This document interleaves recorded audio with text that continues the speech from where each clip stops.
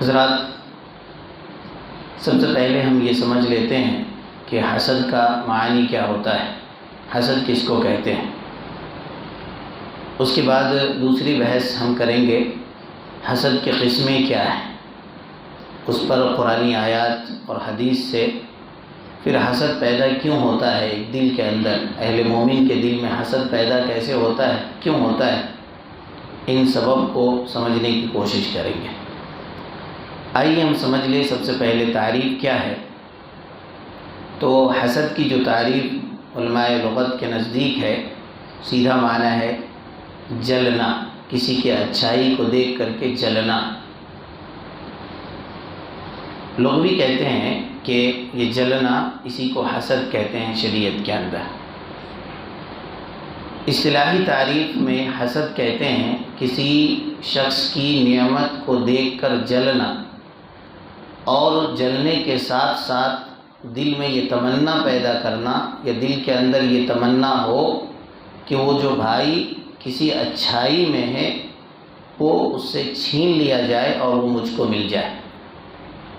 तारीफ़ फिर से समझ ले, किसी भाई की अच्छाई को देखकर दिल के अंदर ये तमन्ना पैदा हुआ कि वो जो अच्छाई में है वो अच्छाई मुझे मिल जाए और उससे वो चीज़ ख़त्म हो जाए, दूर हो जाए, इसको कहते हैं हसद।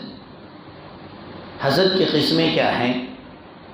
तो हसद की 3 तकसीम है, 3 किस्मों को उलमा ने बयान किया है।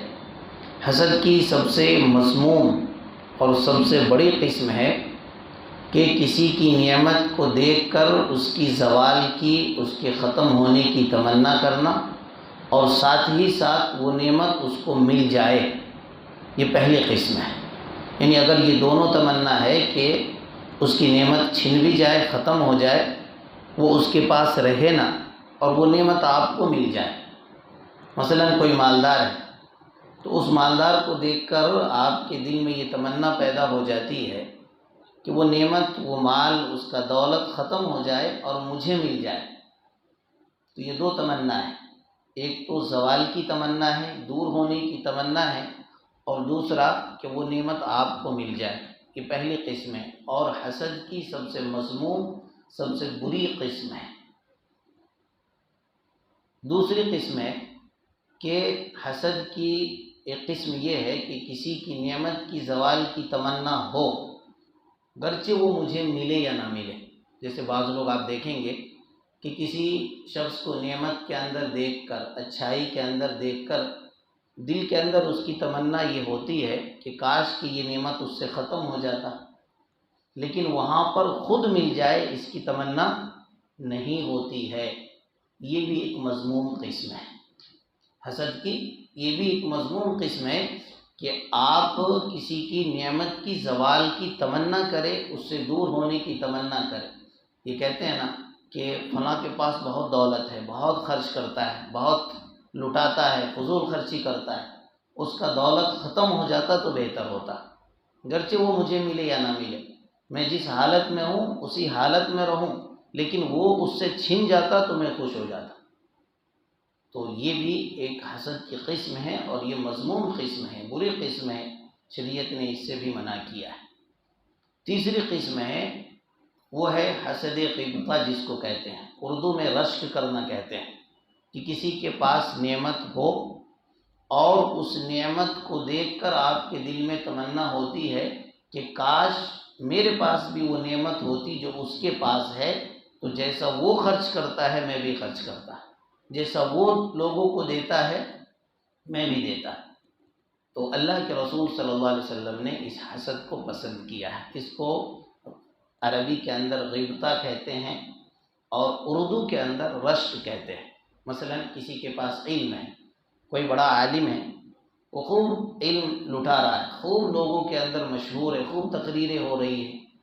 अब एक आलिम ही सोचता है कि काश मेरे पास भी इसी तरीके से इल्म होता, या आप सोचते हैं कि मेरे पास भी इल्म होता तो मैं भी लोगों को समझाता, दीन की दावत देता, दीन की तबलीग करता, लोगों को अल्लाह की तरफ बुलाता। कोई मालदार है, खूब अल्लाह के रास्ते में खर्च कर रहा, खूब सदका व खैरात कर रहा है, गरीबों को, मिस्कीनों को, बेवाओं को खूब दे रहा, अब एक आदमी तमन्ना करता है कि काश मेरे पास भी होता, तो जैसे ये बंदा दे रहा है, लोगों की ज़रूरतें पूरी कर रहा है, तो मैं भी लोगों की ज़रूरतें पूरी करता। तो ये महबूब विषय है, इसको शरीयत ने पसंद किया है। तो देखिए ये 3 किस्में हैं।